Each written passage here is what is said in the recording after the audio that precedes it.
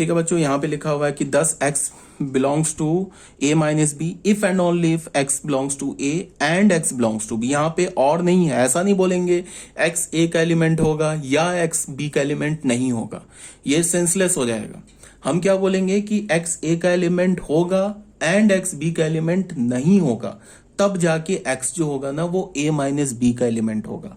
ठीक है, अब इसको वेन डायग्राम में हम कैसे लिखेंगे, हमने यहाँ पे देखो एक ए को यहाँ पे हमने क्या दिखाया, बी सेट के अंदर है, इसका मतलब ए बी का सबसेट है। ठीक है, तो अब अगर ए माइनस बी करोगे तो ए माइनस बी करोगे तो हमें क्या मिलेगा, अगर ए बी का सबसेट है तो तुम एक बात देखो कि अगर तुमने बी ए में से बी के एलिमेंट को हटाया तो ए का तो सारा एलिमेंट हट जाएगा, ए का तो सारा एलिमेंट बच्चे हट जाएगा ना। क्यों?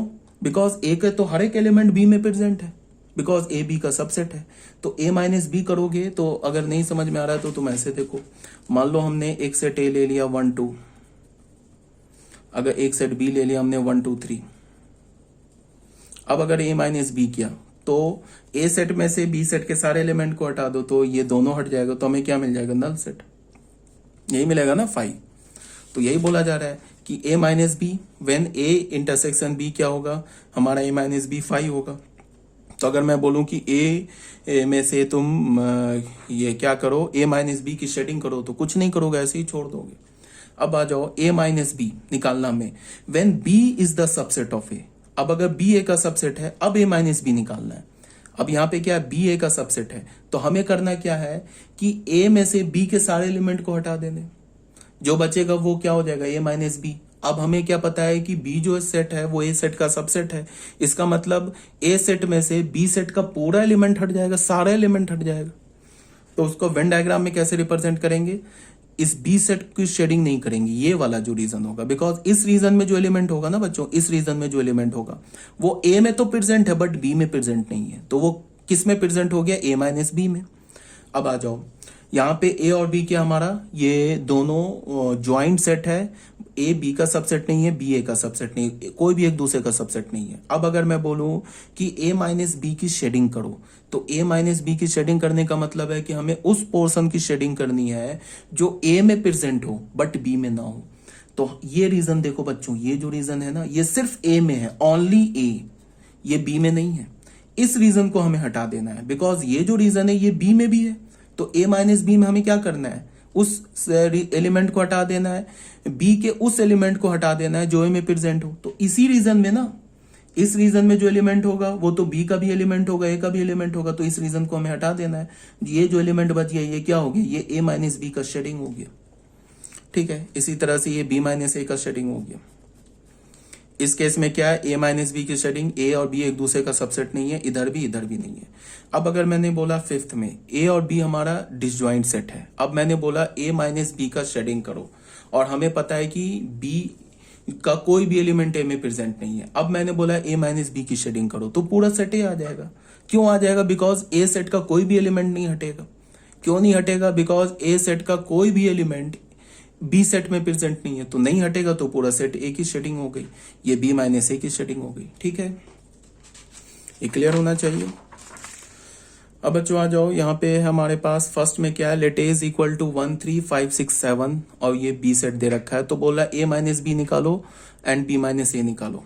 तो ए माइनस बी हम कैसे निकालेंगे, ए माइनस बी, ये ए लिखा ये बी लिखा, खोजा, इसमें खोजा कि कौन सा बी का एलिमेंट प्रेजेंट है, तो हमें एक 5 दिख गया, 5 को हटा दिया। फिर हमें क्या दिख गया, 2 3 4 5, तो इसमें एक 5 दिखा, 5 को हटा दिया। और कौन सा एलिमेंट दिखा, 3 दिखा, 3 को हटा दिया, तो ये 3 हट गया, ये 5 हट गया, तो कौन सा बचा, 1 6 7, तो ये हो गया ए माइनस बी। सिमिलरली हमने बी माइनस ए लिख लिया।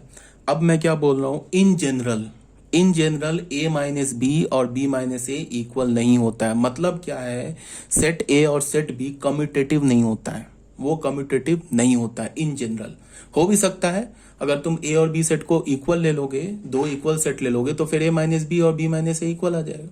अगर ए सेट और बी सेट तुमने इक्वल ले लिया, then A minus B is equal to B minus A, but in general A minus B is not equal to B minus A. ठीक है, that is A and B are not commutative under difference के अंडर commutative नहीं होता है। A union B union ए, ये commutative होता है। यूनियन के अंडर ए और बी कॉम्यूटेटिव होता है, मीन्स तुम ए यूनियन बी निकालो या बी यूनियन ए निकालो, एक ही रिजल्ट मिलेगा। बट डिफरेंस के अंडर ये क्या होता है, ए और बी कॉम्यूटेटिव नहीं होता, means A minus B is not equal to B minus A in general. ठीक है, तो यहाँ नोट 1 में क्या बोला जा रहा है, A minus B is not equal to B minus A in general, hence difference of two set is not commutative. A minus B can be obtained by discarding the elements of B present in A and vice versa.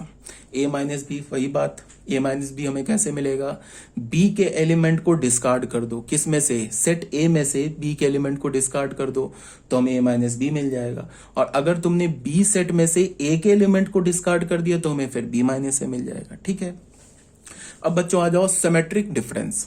Symmetric difference of two sets, ये क्या होता है, सबसे पहले हम symmetric difference को ए ऐसे delta B लिखते हैं, इसको हम क्या बोलते हैं, A symmetric difference B. A symmetric difference B को क्या बोलते हैं, A minus B union B minus ए।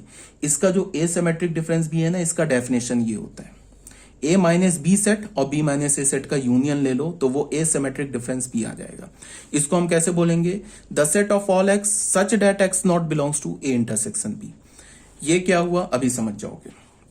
एक बात बताओ, यहां पहले वेन डायग्राम देखो, वेन डायग्राम में ये जो अभी बताया है, ये जो शेडिंग है ये किसकी शेडिंग है, यहां से लेके यहां तक किसकी शेडिंग है, ए माइनस बी की, और यहां से यहां तक किसकी शेडिंग है, ये बी माइनस ए की।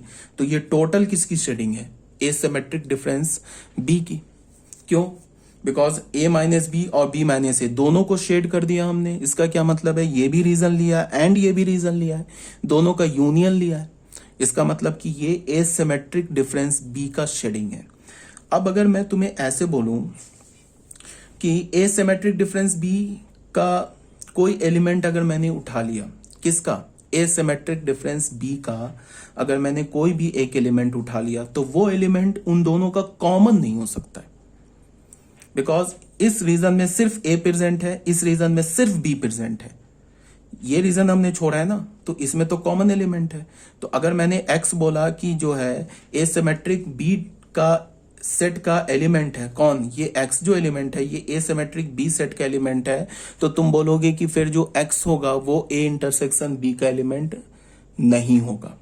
ठीक है, यहां पे केस में क्या है, हमने एसिमेट्रिक डिफरेंस बी का हमने शेडिंग किया कब, व्हेन ए बी का सबसेट नहीं है, बी ए का सबसेट नहीं है। ठीक है, यहां पे हमने ए सिमेट्रिक डिफरेंस बी की शेडिंग की है कब, जब ए और बी डिसजॉइंट सेट है। तो ए सिमेट्रिक डिफरेंस बी तो क्या होता है, ए सिमेट्रिक डिफरेंस बी क्या होता है, A minus B union B minus A. अब हमें पता है ए माइनस बी क्या होगा, ए। क्यों, because A and B are disjoint, B का कोई भी एलिमेंट ए में नहीं है, तो बी ए सेट में से कोई भी एलिमेंट नहीं हटेगा तो सेट ए आ जाएगा। फिर बी माइनस ए क्या होगा, बी। क्यों, because A and B disjoint है, बी सेट में से ए के सेट को एलिमेंट को हटाओगे तो कोई भी एलिमेंट नहीं हटेगा। क्यों, बिकॉज बी सेट में ए सेट का कोई भी एलिमेंट प्रेजेंट नहीं है। तो यहाँ एसिमेट्रिक डिफरेंस बी क्या हमें मिला, ए यूनियन बी।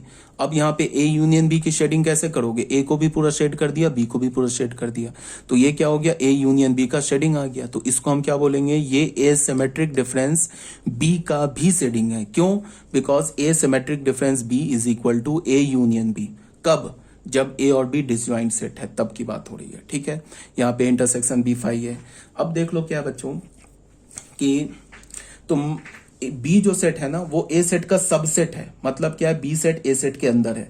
अब अगर तुमने एसिमेट्रिक डिफरेंस बी लिया तो इसका क्या मतलब हो गया, A minus B union B minus A, ये तो डेफिनेशन है ना।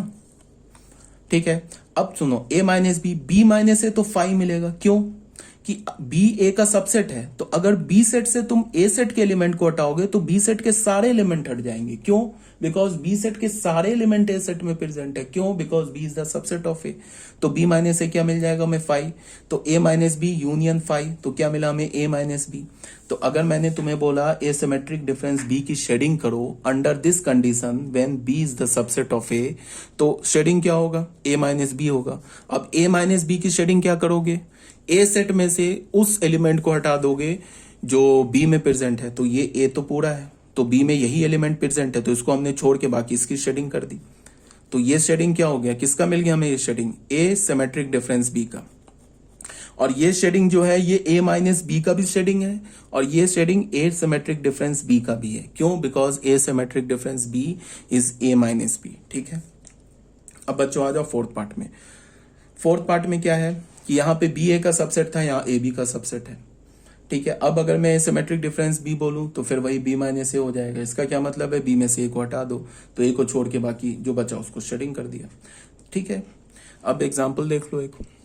इसमें क्या बोल रहा है कि हमारे पास एक सेट दे रखा है 1 से लेके 8 तक है, बी सेट दे रखा है 1 3 5 6 7 8, then find A symmetric difference B and B symmetric difference A.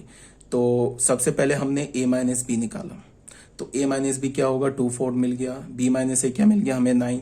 तो सिमेट्रिक डिफरेंस b क्या हो गया? a minus B union b minus A minus B हमने 2 4 ले लिया, b माइनस ए हमने 9 ले लिया, इसका हमने यूनियन ले लिया तो 2 4 9 मिल गया। ये क्या मिल गया हमें? ए सिमेट्रिक डिफरेंस b। ठीक है, उसके बाद हमने क्या लिया? b माइनस ए, तो b माइनस ए तो 9 है, a माइनस बी 2,4 है, तो b सिमेट्रिक डिफरेंस ए लिखेंगे। तो यहां ध्यान दो, ए सिमेट्रिक डिफरेंस बी लिया था तो क्या लिया था? A minus B union B minus A.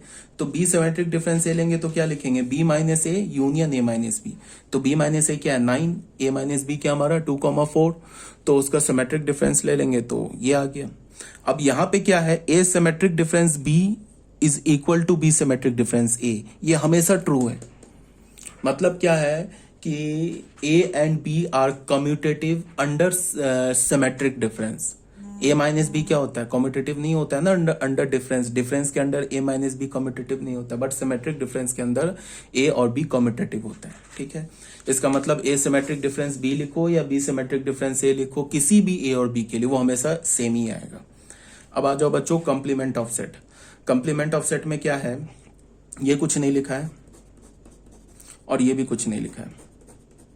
Complement of set में क्या है? ए पे पावर ऐसे सी लिखो या ए पे पावर डैश लिखो। इसको हम क्या बोलते हैं? S minus A. अब ये एस माइनस ए क्या है? एस क्या हमारा? यूनिवर्सल सेट माइनस ए। मतलब कि अगर मैं तुम्हें किसी भी सेट का कंप्लीमेंट बोलूं लिखने के लिए, तो उस सेट को तुम क्या करो कि यूनिवर्सल सेट से सब्ट्रैक्ट कर दो। अब हमारे पास यूनिवर्सल सेट क्या होता है? इन जनरल सबसे बड़ा यूनिवर्सल सेट रियल नंबर होता है। अभी तक जितने हम नंबर्स जानते हैं वो तो रियल नंबर के अंडर ही आते हैं ना।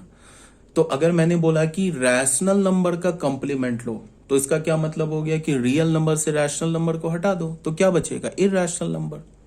अगर मैंने बोला कि इरैशनल नंबर का कंप्लीमेंट लो, इसका क्या मतलब है कि रियल नंबर से इरैशनल को हटा दो, तो क्या बचेगा? Rational number. अगर मैंने बोला ना तुम्हें ऐसे क्यू कंप्लीमेंट, या इसको मैंने क्यू लिखा, इसका मतलब आर माइनस क्यू हटा दो। ये आर माइनस क्यू ये पूरा सेट क्या है? सेट ऑफ इरैशनल, ये rational number. Sorry, Q complement हटा दिया, Q complement R minus Q हटा दिया, तो आर माइनस क्यू हटा दिया। क्यू का कंप्लीमेंट लिया तो आर माइनस क्यू हटा दिया, तो आर माइनस क्यू क्या हमारा? Set of irrational number. अगर मैंने क्यू का कंप्लीमेंट ले लिया तो क्या मिल गया हमें? Irrational number. ठीक है, अगर मान लो कि ऐसे हमारे पास एस को अगर हमने क्या बोल दिया?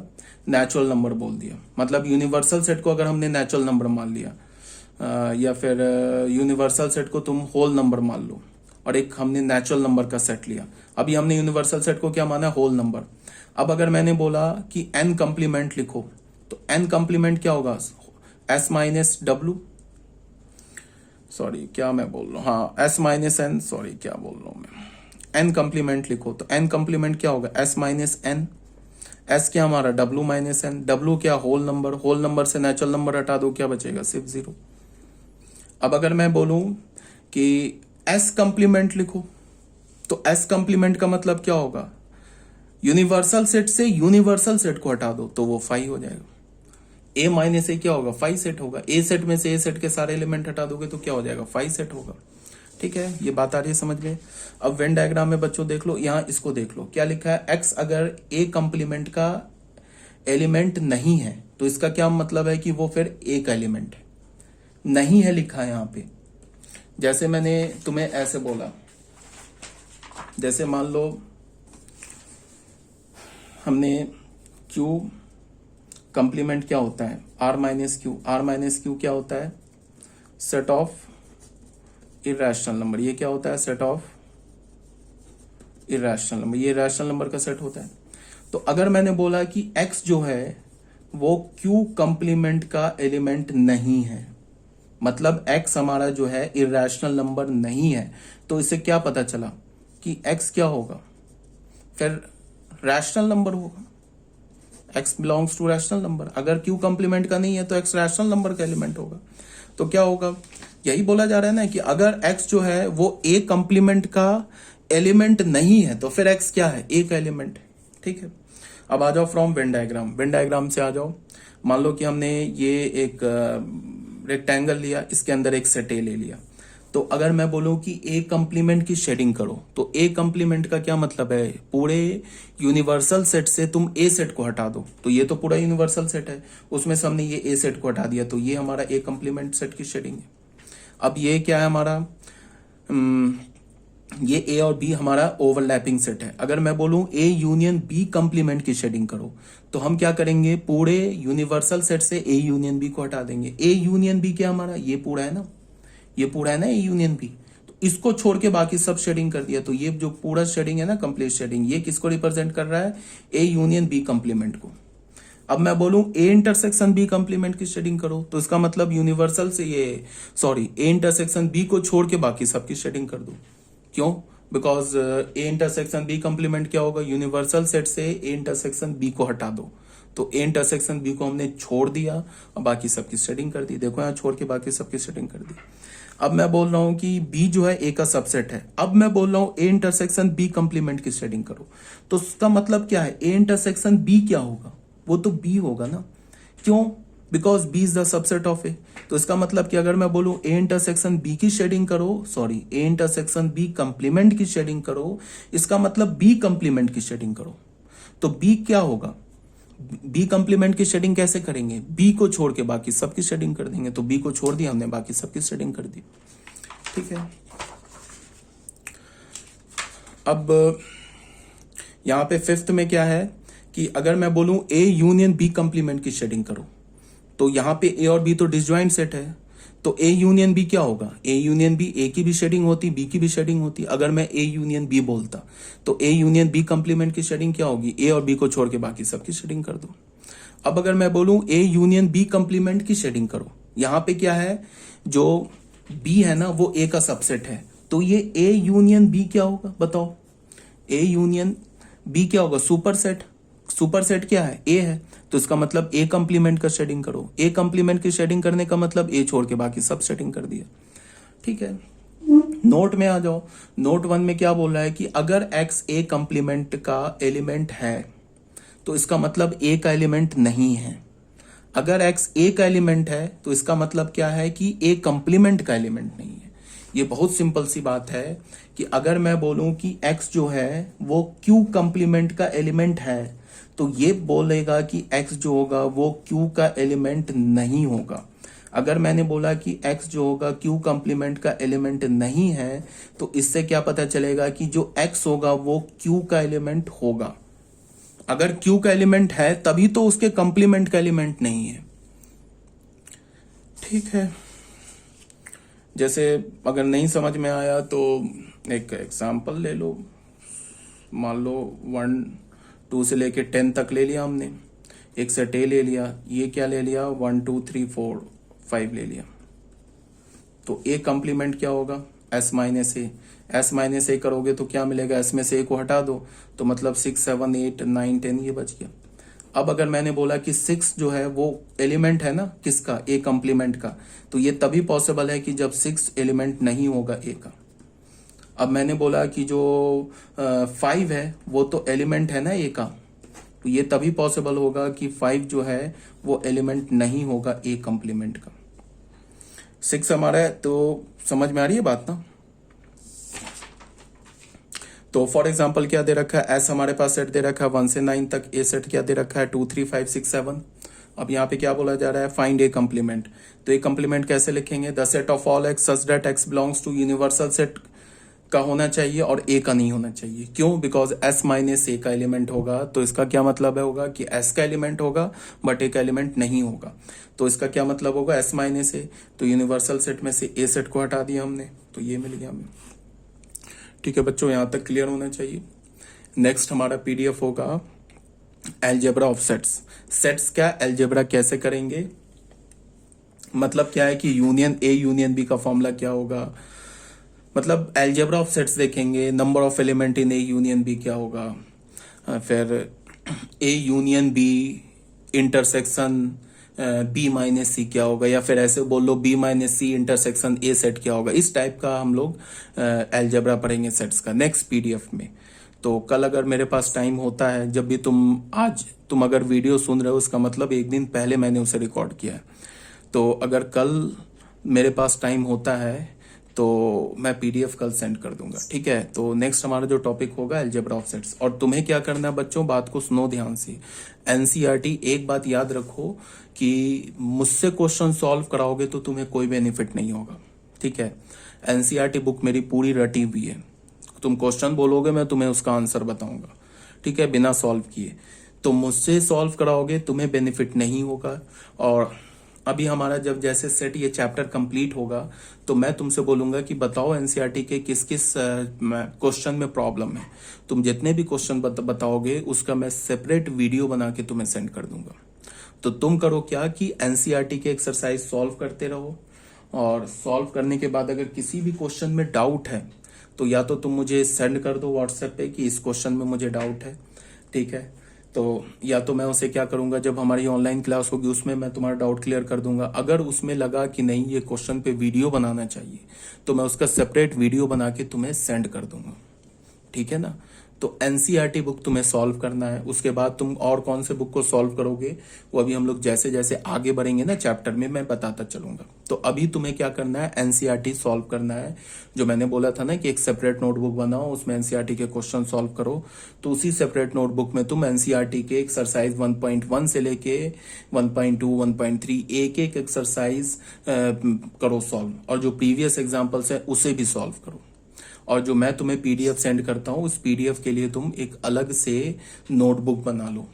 और जो मैं वीडियो कह रहा हूं, जो क्वेश्चन सेंड करता हूं ना व्हाट्सएप पे, उस क्वेश्चन को भी तुम उसी पीडीएफ में लिखो।